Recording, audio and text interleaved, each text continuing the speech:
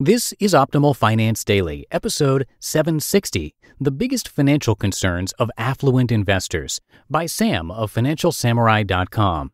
And I am Dan, I'm your host here on the show. Hope you've had a great week so far and a happy Friday to you. And before we get to our post from Sam, I want to thank SendPro Online from Pitney Bowes. SendPro Online software makes it easy to save time and money, no matter what you ship or mail. Print shipping labels and stamps right from your desk and access discounted rates. Try it for free for 30 days and get a free 10-pound scale when you visit pb.com/finance. That's pb.com/finance. pb.com/finance. Now let's get right to our post as we optimize your life. The Biggest Financial Concerns of Affluent Investors, by Sam of FinancialSamurai.com. Personal Capital, a digital wealth advisor with over 1.5 million users of its free financial tools, released its 2017 Affluent Investor Report with some interesting data. I used to consult with them between 2013 and 2015 and have been using their tools to track my net worth since 2012. The biggest surprise from one of its surveys is that folks with more than $500,000 in investable assets are most worried about a financially secure retirement. Think about that for a minute. With the median retirement savings for 56 to 61-year-olds in America at only around $20,000, Americans with 25 times that amount cite financial security as their top worry. With 500,000 plus in investable assets alone, one can presume that most survey respondents have net worths in excess of $1 million. After all, about 85% of the typical American's net worth is tied up in their primary residence. I bet most people in the world would consider having $500,000 in investable assets plus a home to be a financial life well done. Therefore, we can conclude that affluent investors have to be one of the most paranoid demographics around, especially since 38% said they are also worried about losing their wealth. So why are affluent investors so paranoid? Most of the people who've been able to amass over $500,000 in investable assets are probably older than 37, the median age in America. Therefore, one can postulate that these investors have lived through the housing crisis and maybe even the 2000 dot-com bubble with a significant amount of assets. They've seen their investments get slashed by a third within 12 months a couple of times. They know dozens of people who were let go from a job they needed and remained jobless or underemployed for years.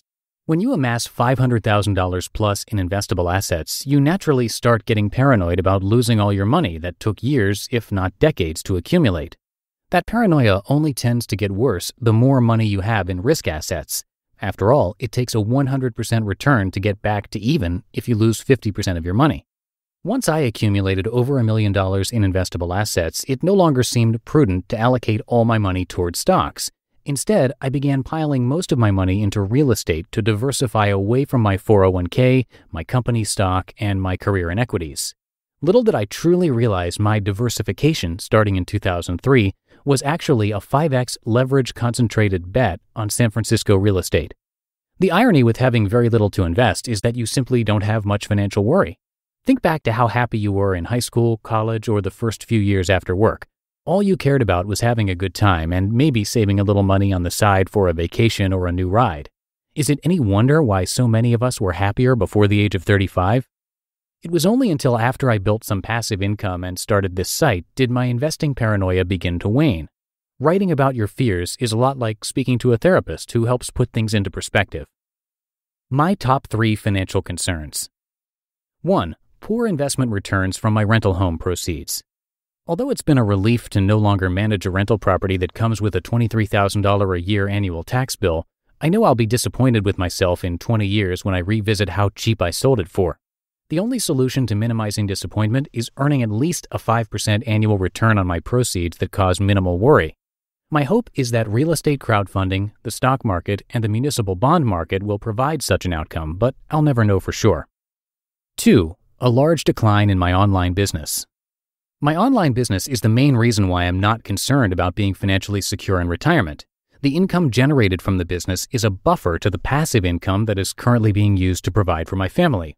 But as I look into the future, I'm thinking of taking things down a notch to spend more time with my son and minimize happiness downturns. Less effort generally means less reward unless I can increase productivity. The creation of the FS iTunes channel is one way for me to buy time during the weeks I no longer want to write. It's potentially a new revenue generator, as I've already been offered 2 sponsorship proposals. 3. The financial well-being of my in-laws.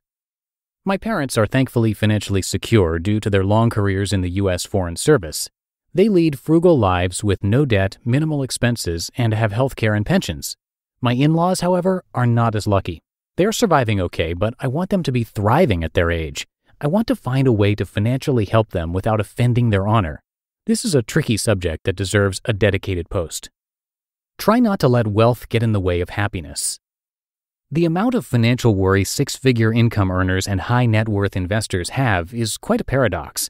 But paranoia helps investors accumulate more capital in their lifetimes than those who couldn't give 2 poops about financial freedom.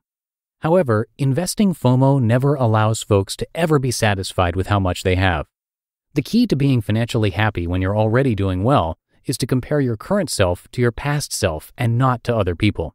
If you can focus on your own progress, dare I say your happiness meter might jump up a point or 2. You just listened to the post titled The Biggest Financial Concerns of Affluent Investors by Sam of FinancialSamurai.com. And a big thank you to SendPro Online from Pitney Bowes. SendPro Online is an online software that helps you save time and money no matter what you send. This includes letters, packages, overnights, and more. You can compare options between USPS, UPS, and FedEx, and they make it super convenient because it comes with a free 10-pound scale that weighs and calculates rates for you. USPS postal rates are going up in 2 days, so now is really the best time to try this out.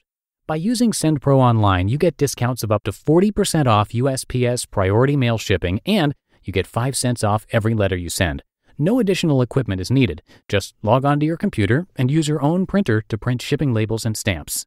SendPro Online is only $14.99 a month, and listeners can get a free 30-day trial by visiting pb.com/finance. Experience the convenience of SendPro Online and try it out for free at pb.com/finance. All right, that should do it for another week here on Optimal Finance Daily. Thank you so much for being a regular listener and for subscribing to the show. Have a great weekend, and I will see you back here on Monday, where your optimal life awaits.